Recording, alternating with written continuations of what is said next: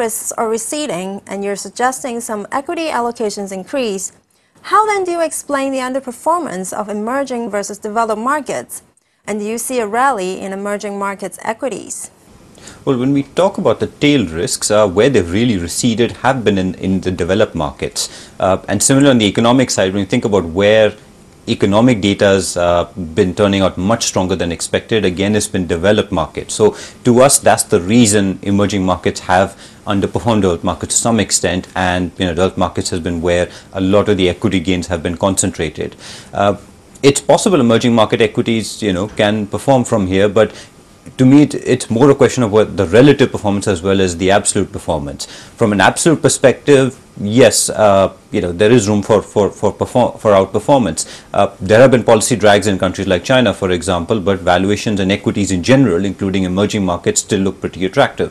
That's where the value is. But having said that, at this point in time, our conviction is highest, to be honest, in US equities. That's where the data has performed quite considerably over the last few months. G3 bonds generally have less value, yet they have been overbought as a capital protection strategy. However, in emerging markets, we're seeing more money flows into debt products rather than equities. So what builds your case of going underweight debt and overweight equities? When we look at G3 bonds, we simply ask ourselves, where's the value? And we're really not seeing any value in the government bond space, definitely, unless we build expectations of deflation into our valuation approach. So unless you expect deflation, government bonds are very, very expensive. And yes, we can argue about whether yields might rise today, in 6 months' time, in 12 months' time, in 18 months' time. But what we do know is there's almost no value in that space without the presence of deflation. The second point is, of course, to differentiate between corporate bonds and government bonds. We do still prefer corporate bonds over government bonds, and you can find pockets of value, lower down the capital structure in bank debt, for example, in some regions. But again, from an absolute perspective, it's very hard to see where the value is. And when you start looking at relative value between bonds and equities, there's clearly tons more value in equities over fixed income.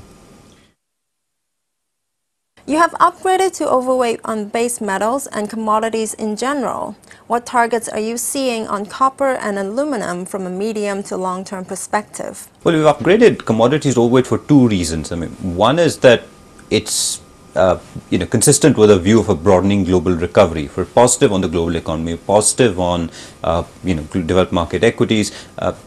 Chances are, base and industrial metals are likely to do well alongside, particularly when you think about, continued growth in China. But the second reason is really looking at correlations. The original reason for holding a sizable commodity position in a diversified portfolio was the diversification benefits, and we're beginning to see that come through again.